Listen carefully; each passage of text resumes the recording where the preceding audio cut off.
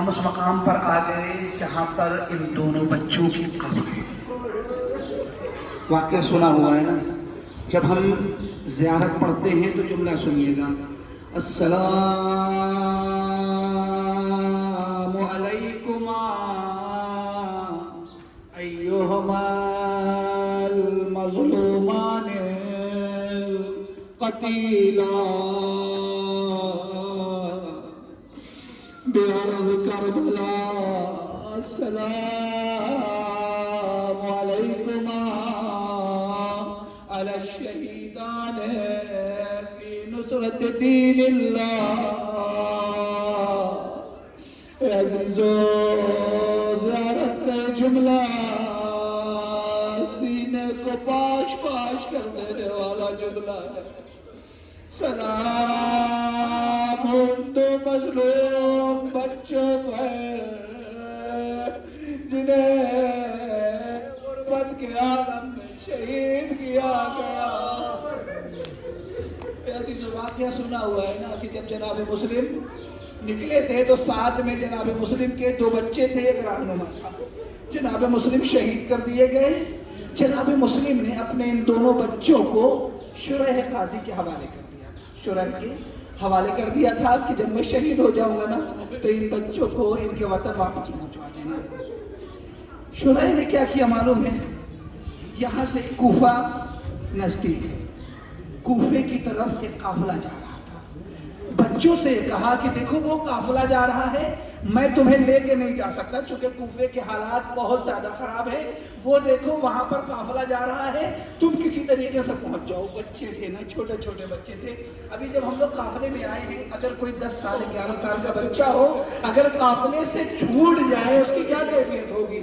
آپ انصاف سے بتائیے۔ وہ دونوں بچے ہیں۔ آج بس کا زمانہ ہے، موبائل کا زمانہ ہے، یہاں پر انسان ایک دوسرے سے آسانی سے مل جاتا ہے، لیکن اگر ملنے کی امید نہ ہو، ادھر شرح نے کہا وہاں چلے جاؤ، وہ سامنے قافلہ جا رہا ہے۔ یہ دونوں بچے دوڑے، چھوٹے تھے، قافلے تک پہنچ نہ سکے۔ اے عزیزو، قافلے تک نہ پہنچ سکے۔ کوفے کی گلیاں ہیں، کبھی اس گلی میں کبھی اس گلی میں، کوئی پہچاننے والا نہیں ہے، باپ کو شہید کیا جا چکا ہے۔ اے عزیزو، یہیں پر ابھی راستے میں آئے ہیں نا، فرات دیکھی تھی۔ فرات کے قریب ایک درخت تھا۔ رات ہو گئی، بچے تھک گئے، تھکنے کے بعد اس درخت کے قریب جا کر بیٹھ گئے۔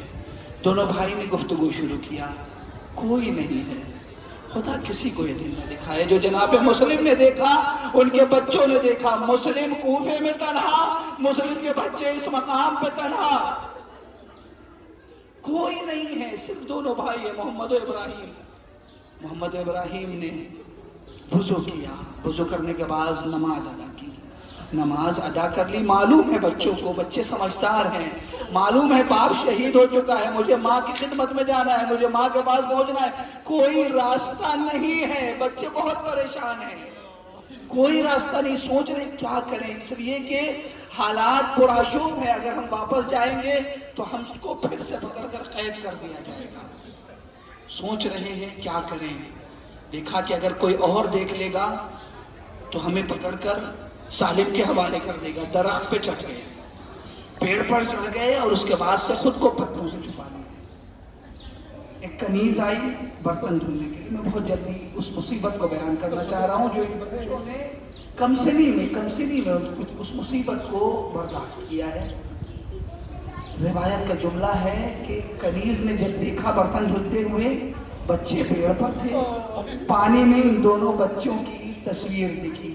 مقتل نے لکھا کأنہما فلتۃ قمر، ایسے ہے کہ جیسے کوئی چاند کا ٹکڑا ہو جو پانی میں اوپر آیا ہو۔ تو چاند کے ٹکڑے تھے۔ کنیز نے بڑی ہی تمنا کے ساتھ، بچوں اتر آؤ، ہم تمہیں لے کے چلیں گے اپنی مالکن کے پاس۔ لے کے آئی مالکن کے پاس۔ مالکن کون ہے معلوم ہے؟ جناب مسلم کی چاہنے والی ہے، جناب مسلم کی چاہنے والی مالکن ہے۔ کہا مالکن انعام چاہیے۔ کہا کیوں؟ کہا جس مسلم کے بچوں کی اتنی فکر کر رہی تھی کہ مسلم شہید ہو گئے، ان کے بچے کہاں، آج ان بچوں کو لے کے آئی ہوں۔ اے عزیزو، بچے آئے، بچوں کی ایک ماں کی طرح اس مومنہ نے خدمت کی، خدمت کرنے کے بعد بچوں کو سلا دیا۔ اس کا داماد ہے حارث، داماد ہے حارث۔ حارث دشمن رسول، دشمن جناب مسلم ہے۔ اے عزیزو، اسے یہ معلوم ہو گیا کیا کہ بچہ کوئی ہے گھر میں، اس لیے کہ بچوں نے ایک خواب دیکھا تھا۔ بس عزیزو، وہ عجیب خواب تھا۔ بچوں نے کیا دیکھا کہ جناب ابراہیم اور جناب محمد دونوں نے ایک خواب دیکھا۔ کیا خواب دیکھا؟ کہ بابا آئے ہیں، ساتھ میں رسول اکرم بھی ہیں۔ رسول اکرم جناب مسلم سے کہہ رہے، اے مسلم تم اکیلے آ گئے ہو، اپنے بچوں کو کہاں چھوڑ کے آ گئے ہو؟ چلو ان بچوں کو لے کے آتے ہیں۔ مطلب سمجھ گئے نا؟ دونوں بے چینی سے اٹھے، اٹھنے کے بعد کہا بھیا ہم نے یہ خواب دیکھا ہے، بابا آئے تھے لینے کے لیے۔ اے عزیزو، جیسے ہی اپنے باپ کو خواب میں دیکھا دونوں نے گریا شروع کر دیا۔ اے عزیزو، رونے لگے۔ رونے کا مطلب کیا تھا؟ بچے ڈرے نہیں تھے، بچوں کو اپنی ماں کی یاد آ گئی تھی۔ ارے اب کس طریقے سے ہماری اماں زندگی گزارے گی؟ بابا بھی شہید کر دیے گئے، خدا کسی بھی خاتون کو وہ دن نہ دکھائے۔ عزیزو، والی و والد بھی شہید، ارے گود کے پانے میں بھی چڑھ گئے۔ اے عزیزو،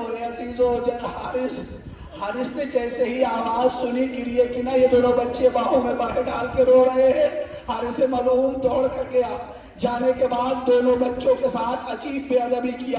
سر کے بالوں کو پکڑ کے کھینچتا ہوا صحن خانہ میں لے کے آیا۔ لانے کے بعد ایک ستون سے باندھ دیا۔ باندھنے کے بعد ارے زور کا تماچا لگایا۔ ننھے بچے۔ اے عزیزو، بس میں نے اپنی گفتگو کو ختم کیا۔ یہیں پہ فرات سے آئے ہیں نا، وہیں پہ ان دونوں بچوں کو لے کے آیا۔ لانے کے بعد میں ساری تفصیل کو ختم کرتا ہوں۔ لانے کے بعد یہ کہتا ہے پہلے یہ بتاؤ میں کسے قتل کروں؟ دونوں بچوں نے کہنا شروع کیا۔ بڑا بھائی کہتا ہے نہیں، پہلے مجھے شہید کر دو، پہلے مجھے قتل کر دو، پہلے مجھے قتل کر دو۔ دوسرا چھوٹا بھائی کہتا نہیں، پہلے مجھے۔ عزیزو، لیکن ہوا یہ کہ ایک مرتبہ اس نے چھوٹے بھائی پہ وار کرنا چاہا، بڑا بھائی آگے بڑھ گیا۔ اے عزیزو، سرو تن میں جدائی ہو گئی، ارے کربلا پھر سے دوہرا دی گئی۔